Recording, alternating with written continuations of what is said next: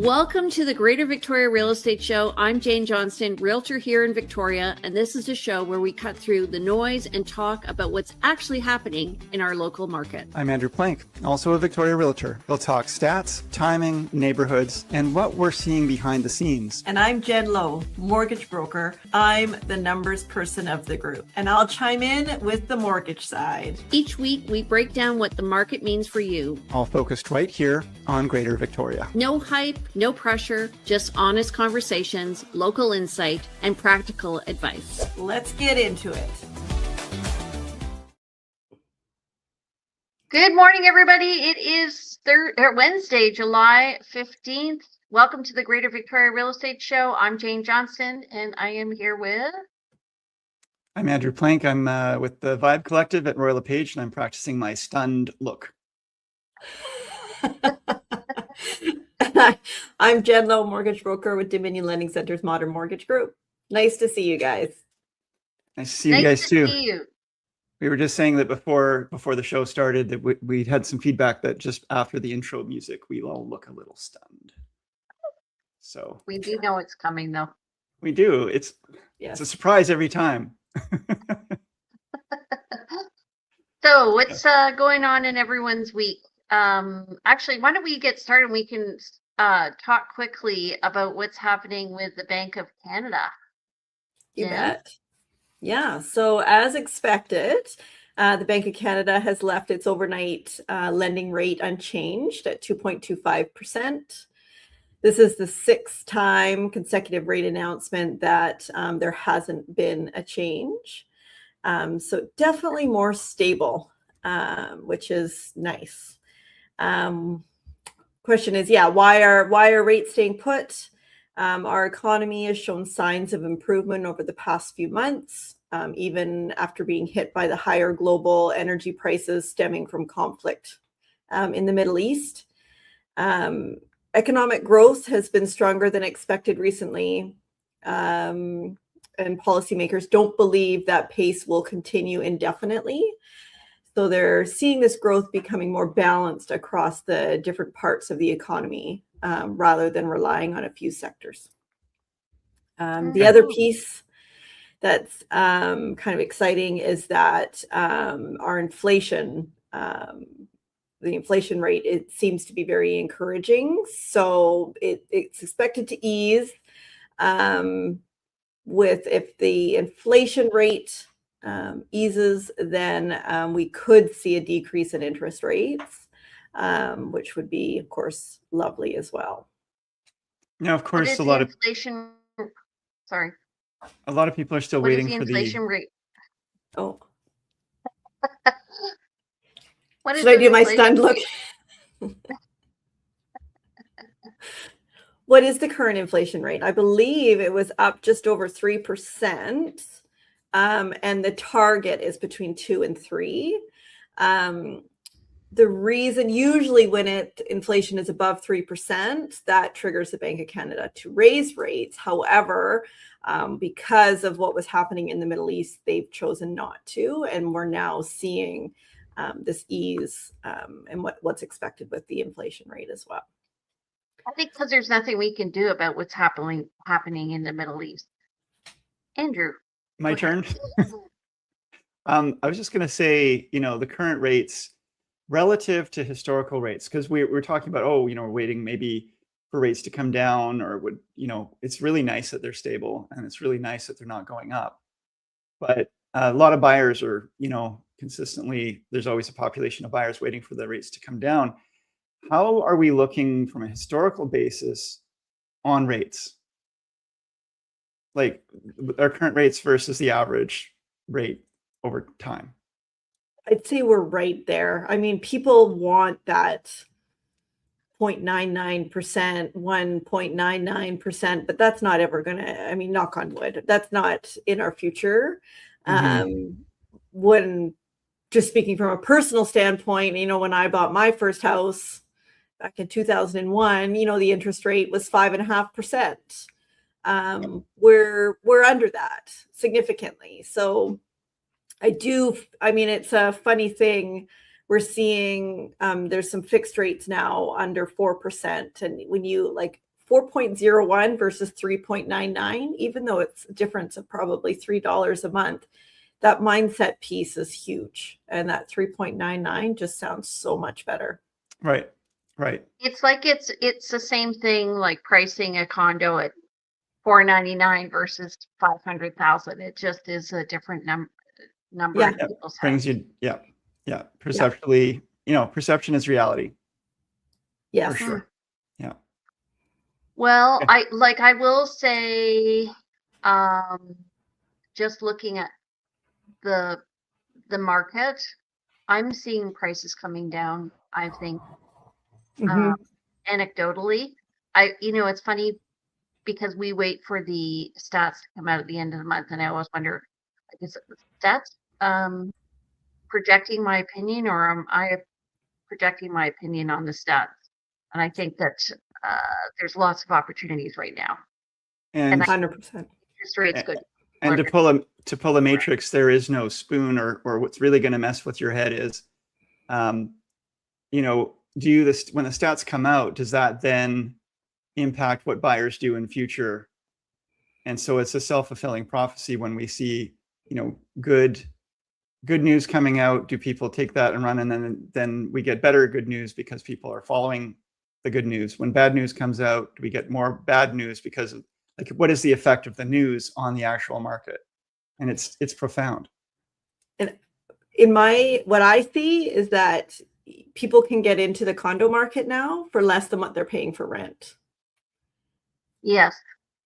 And that's huge. It's a great opportunity for those first-time home buyers to get in at this price point. That tells us that condo pricing is not necessarily going to go lower. I mean, it can, but the pickup point where buyers start to pick up this inventory has likely been reached, because once you're able to get positive return on your purchase, or be less than rent, that's an amazing opportunity. Plus, it's great for investors. I have a great story about that, actually. So I'm not sure, my internet appears a bit sketchy, so I'm not sure if you can hear and see everything looking smoothly. But I had a client who had been saving, and I'd worked with them for about 10 years. And they moved actually out of Victoria, and they moved to another city on the East Coast, and then they moved back. But what was interesting was they were really good at saving money. But when I met them, they were paying about $3,000 a month, and this is 2019. And they were interested in this place. It was 2 houses off of Dallas Road, and it was $950 for a half duplex.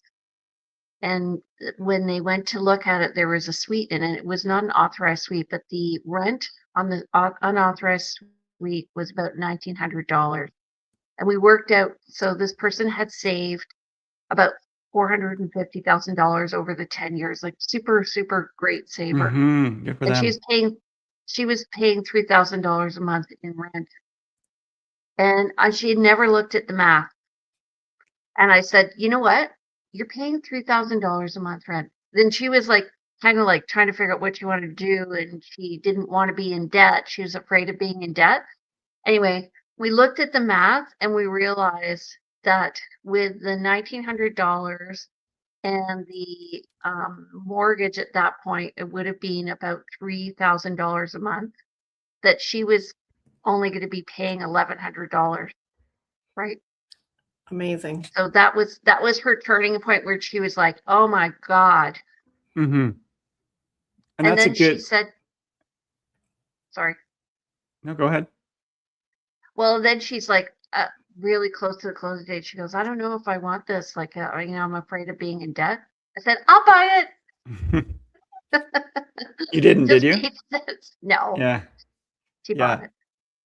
I mean, I want to just sort of, I'm not an investor, but you've got to, when you do have $450,000, you have to think about the value of that money as well. Like, what can it be doing for you in investments versus in a home? But then, the great thing about real estate is generally it goes up in value over time. So it still is an investment. So if your money's going to be locked in somewhere and you don't own a primary home yet, I think generally the common thought is put that money into your first home. So historically. Well, and Get it- also, if you can buy that home and then you can get a line of credit, then you can use that line of credit and borrow against yourself. Then Mhm. you are in a much stronger position, I feel. Yes. Yes. Yeah. Yeah. Build your portfolio. Build your portfolio. All right, so let's go on with the show here. Andrew, how are we doing? Yeah, how are we doing? I actually wanted to go back. Just want to go back to something you said because I also have some clients who are coming back to town after having moved to the East Coast. They sold here. They may be listening to this show today. I don't know, but they sold here, moved to the East Coast, and found it didn't work for them, and they're coming back. Now they sold, a higher value property, and they're going to be buying a lower value property because, of course, in the move, there's been expenses and so forth. So that's a little bit too bad. But I do find, and I'm just curious what you find, that for let's say every 3 people that go to the East Coast, 2 come back. So if you're thinking of moving to the East Coast and cashing out, folks, really think about it. Do your research. Yes, actually, one of our good friends did that. I wasn't his realtor at the time. He sold here a condo, moved to Ottawa, bought a house because it was, relatively speaking, the same price. Came back and couldn't afford a house anymore, and bought a condo. Yep. Yep. So, It's yeah, a big consideration. Okay. I do on with the find though, stats. like, Oh, okay, so relatively speaking, though, like the prices of housing across Canada is evening out, don't you find? I can't speak to that because I haven't been watching prices across Canada. So Well, previously we used to be half the price of Vancouver. Now we're more on par. And then if you look at Toronto, we're more on par. And then I'm finding, like, even the East Coast, I've looked at the price of houses. I have a good friend there, and he's a realtor, and I'm finding they're expensive, relatively speaking. Anyway. I do recall being able to look at properties either on the north end of the island, on the east coast of Canada, in the more remote areas of BC and other provinces, and it was, you could buy a house for $50,000, let's say, and that's no longer possible, not least anything decent.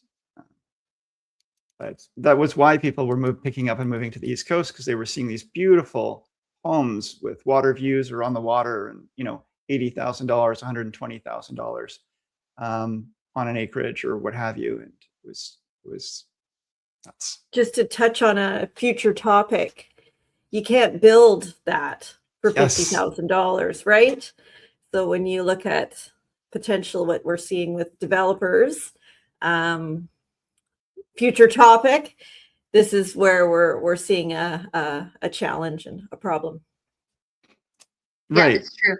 Yeah, when we look at homes here, we do think about the building cost and the cost of construction, the land, the house, the asking price. Obviously, if you can buy land and build for less than the house is being asked for, you're going to buy the land and build.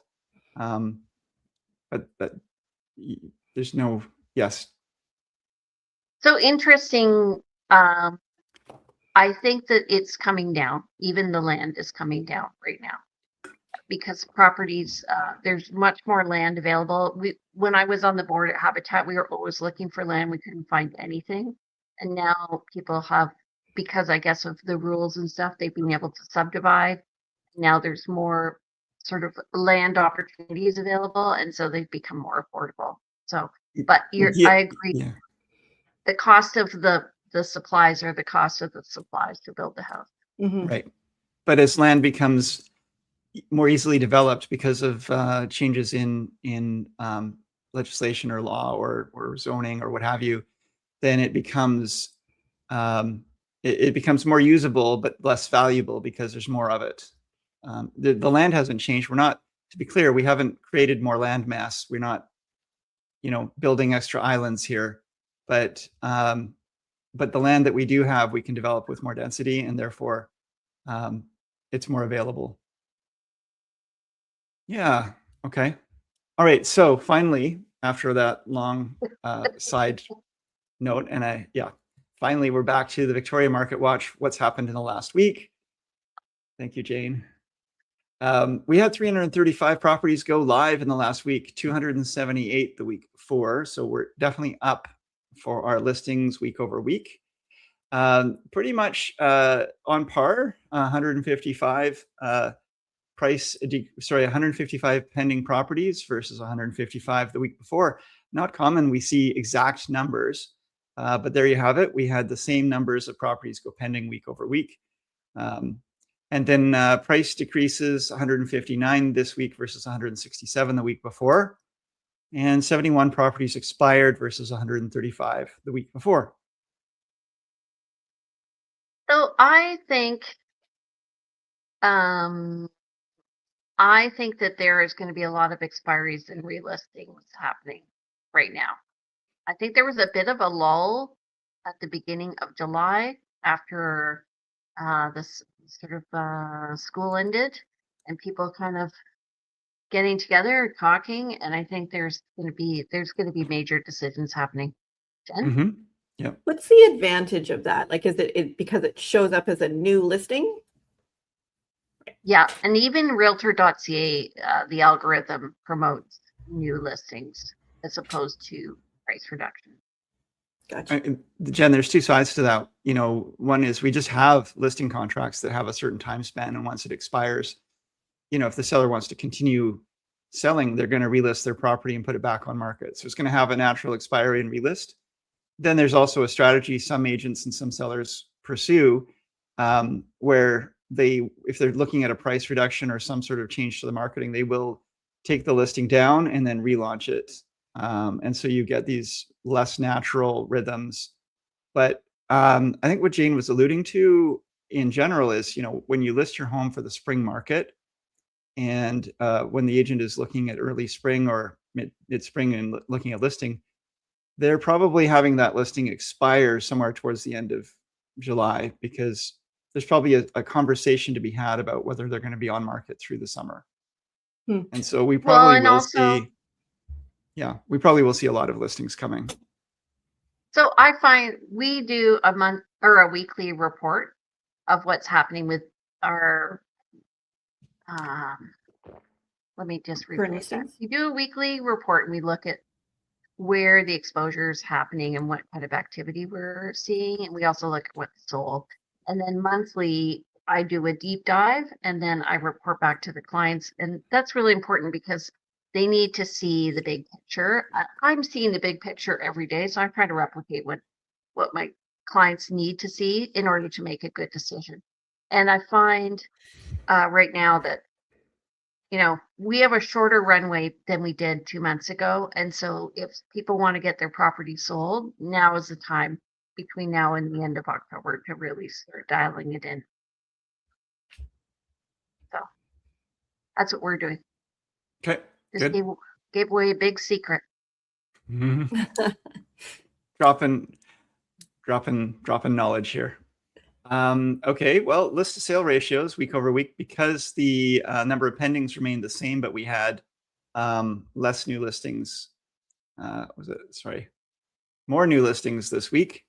Our ratio went down 46.27% list versus sell versus 55.76% the week before.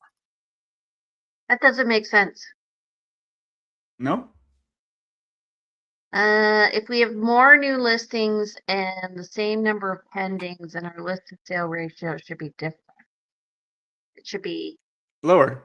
This is lower. You're right. Yeah, right. This is a smaller percentage of this. Yes. Okay. Math nerd. Okay, good. We're all there. Okay, so over the past week, we've had 244, or sorry, to month to date, 244 sales. That's so if we were going to do like that over 30, we're looking at less sales than we had last year at 680. New listings were at 499. That's also less than we had last year at 1,362. So I'm projecting maybe the market is settling down a bit, and our total active listings have come down under 4,000 to 3,937. And that's still up from last year. Yeah. I think I'm going to add a section to this slide. Folks, will, I hope, appreciate this, where we actually have a projection based on the current unconditional sales and the number of days in the month. So we can actually project where we might be looking for the month based on that. What do you guys think? Yeah, Yeah, let's do it. sounds good. like a plan. Okay. I do it in my head anyway. Yeah, but you just illustrated that your math isn't mathing, so we're gonna go with the real numbers. Okay. I am a natural blonde. What can I say? All right. Well, So- let's talk about foreclosures, because I did have a question this yesterday, actually, from a buyer wondering why a house in Vic West was priced at $650 and whether or not, you know, she should go and have a look at it. And she's not ready to purchase yet. So the answer would be no, because it already has a court date. So what is a foreclosure? Jen, maybe you want to talk about that.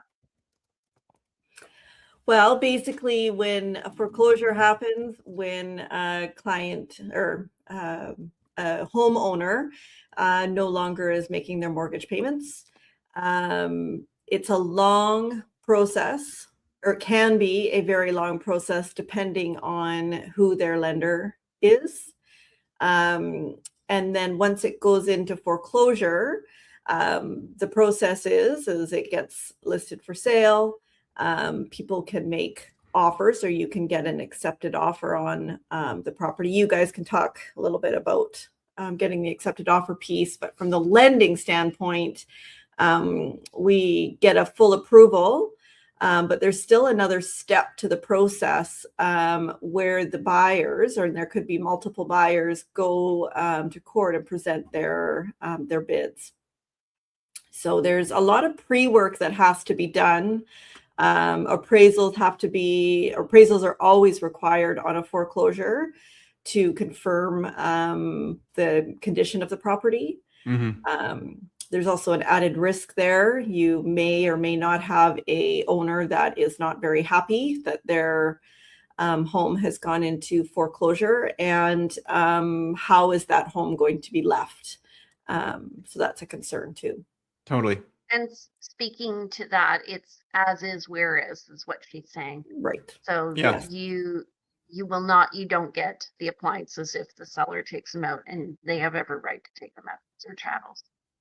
I would take that even further and say, you're buying the land, and even the land you can't really rely on. I mean, if let's say you're buying, half an acre of treed property with a beautiful house on it, an outbuilding, and the owner, takes a sledgehammer to everything, takes a chainsaw, knocks everything down, all the trees down, and leaves the property completely different. If you've already agreed to purchase the property unconditionally at court, it is absolutely as is, whereas the bank does not take any, you are getting what you get. And that's what I think a lot of people don't really realize, is just how high the risk is when they are buying a property that is foreclosure.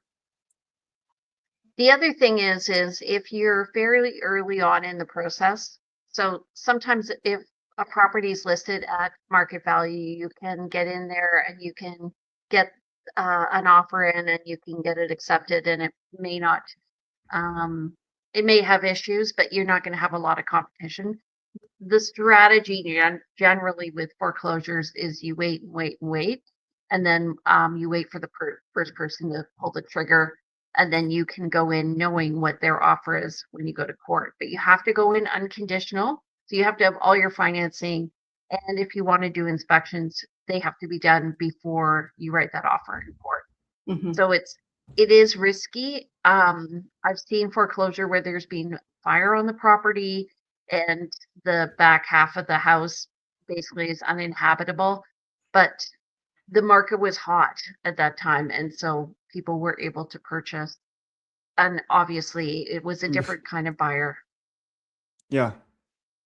I think we've talked about foreclosures in the past, but I think, I think we are all raised with this idea of, foreclosures are this wonderful opportunity to get into the housing market because you can get a great deal. And what people don't generally understand is, here in BC at least, first of all, the bank has a duty. The person who is owed the money that's conducting the foreclosure has the right of sale, has a duty to the seller, to the current owner. Sorry, not the seller, but to the current owner. And so if they listed the property, let's say fire sale, say that the lender is only owed $100,000 on a $500,000 property, they list the property for $200,000. That's not going to get past the court. The court's going to look at that and say, look, you haven't fulfilled your duty to the actual original owner here to maximize what you can get for this property. So properties generally are not listed under current value. They're not a fire sale. When they're a foreclosure, there's actually higher scrutiny on it. And then there's the court action on it. And then of course, if you're buying, you've got the unknown until you've gone to court as to whether or not you were buying a property. So you can be the first person to make your offer and then find out you got sniped out of the property. Meanwhile, you've sold your home and you've got no place to live. And the process happens fast once it goes to court. It's usually within 10 days of going to court that now you have to have the lawyer, and now the property is in your name. So there is that piece that's so important to ensure you've got a mortgage set up prior to, and money has to be put out without that knowing, for sure that you are going to be the successful bidder. Also, you have to have your deposit ready when you go to court. So it has to be a certified check right there, ready to go, or proof of deposit. So sometimes people who are going into that process, I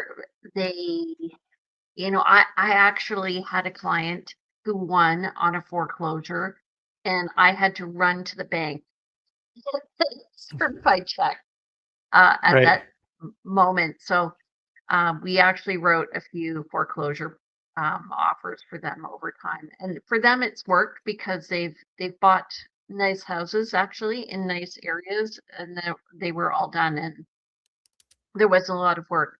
But that's unusual. Usually you're finding there's a reason why. There's usually strife that happens to the seller. There's a problem that happens to the seller, and they usually wait too long. I think they should just sell rather than, but they're often afraid to give up their home. Andrew? So I think where the opportunity lies is not in foreclosure, but sometimes in the pre-foreclosure, where because I've worked with sellers who there is a subjective feeling of desperation of, I just want to get out of this. I don't want to have to owe this money. I want to do this before the bank forecloses on me. There's, I guess, some pride or ego in it, because technically if the bank, I have actually advised clients, this is this other side of this, when they are underwater, they're not making enough to pay their mortgages and they know they're going to get a foreclosure at some point. I say, stop trying. Just stop paying your mortgage. You're going to get at least 6 months of free living there free. And eventually the place is going to get sold out from under you, but you're not going to end up owing. Whereas if you are already underwater and that your property is worth less than you can actually sell it for today, then you might be better off to stop putting money into something that's dragging you down. If you still have equity in the home, and that's where I think the opportunity is for some buyers. If you still have equity in the home and you want to get it sold before it goes to foreclosure, that subjective need can cause the seller to sell for less than they might have gotten at court. And a buyer doesn't have to deal with necessarily the as is, where is, and with the getting sniped at court and so forth. So there's an opportunity there. The only thing I think any savvy agent really needs to ensure is that there's enough money to close and cover the mortgage. Yeah. Well, and also pay their fees. Right? Well, I was going to say, exactly. What was happening, I would say 2018, there were some foreclosures, and the value of people's houses was less than what they were paying. And that was happening. So when an agent is listing a property, you want to see if there's a certificate of pending litigation on the property, just to see if they are in foreclosure. And if they are, then you want to get that resolved ASAP. So, And you want to and find some, out the numbers if you can. yeah, it's hard.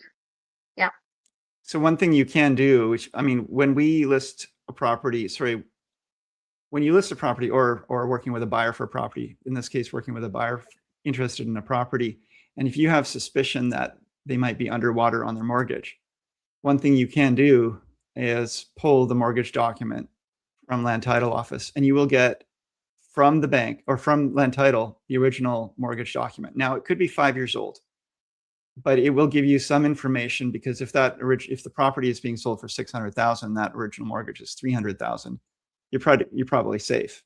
But if that original mortgage is 700,000, you may not be. Mhm. So Mhm. it's good information. It's not timely, but it can help with some breadcrumb stuff. We don't normally pull that when we're working with buyers, because we're more interested in easements, rights of way, other encumbrances on the property. But yeah, something to do. Yeah, so is it a good deal? The answer is rarely, I think. It's Yeah. a risky. It's risky. It is. It's very risky. But I guess the only thing I would add to this is the market. If we're in a market where there is foreclosure everywhere, that's where the market is depressed, deflated, and you're going to get a good deal on a foreclosure, because there's just, it's the supply demand ratio, and it's sad, But- and it doesn't work, but that's Yeah. where I've seen people do well. Yeah, so the person who's going to do well as a buyer is going to have their cash ready, going to have all their financing in place, and willing to make a very quick decision about whether or not they want to move forward, Mhm. and makes that and can take possession in a couple of weeks once it goes to court. So Mhm. yeah. Have we ever talked about the municipality sales where there's the tax sale and money is owed? Because that's another section where buyers sometimes find properties, and that's a whole other strategy and way of going about things. I don't know that we have. I think maybe we talked about it once. So what happens is in July, if they haven't paid their taxes, are given a notice, and then usually it's in September that a list comes out, and they go up for auction. And I've seen them in Souk, and then the seller does have an opportunity to pay their taxes and get it recovered. Yeah. So it's rare that those, I guess, really end up being sold, but it's a mechanism that the municipality has to collect taxes that are in arrears, and sometimes, again, somebody is not paying attention and the property gets sold out from under them. Do you know how Frankly, many years? Oh, sorry. I was going to say, frankly, I think it's just a way of embarrassing the sellers, because the Could be. addresses are published. Wow. One thing, I'm not as familiar, or I'm not familiar with that process. How many years do you have to be in arrears for it to just 1 year? Yeah. Wow. It's like, Which is, hey, and Andrew hasn't paid his taxes, everybody. He lives at. Right. I did pay my taxes, Jane. Oh, No, here's an interesting thing. We took possession in December of a condo, and you had to pay at the end of March. You had to do your declaration of the vacancy tax declaration. So we Mhm. received no letter, and I'm like, okay, well, I guess we received no letter because we took possession at the end of December. So then I got a demand letter to pay $3,588 for my husband and myself separately for our ownership of this condo, which we had for maybe 15 days. And if I didn't file a notice, and of course, they don't have it on, I'm trying to do this without showing the address, but they don't have it on the front. They only have the information on the back about how to do the declaration. So I was freaking out And then I realized, oh, you know what? I just have to go and fill that thing in the back. It's right here. It's right here at the very back. Didn't make sense. Well, to just me. that word demand letter. That's just annoying. Well, they Sure. didn't call it demand. They called it a notice Okay. of assessment. And they Okay. blamed me, and I have until the end of June to or I received the notice in 9. Wow.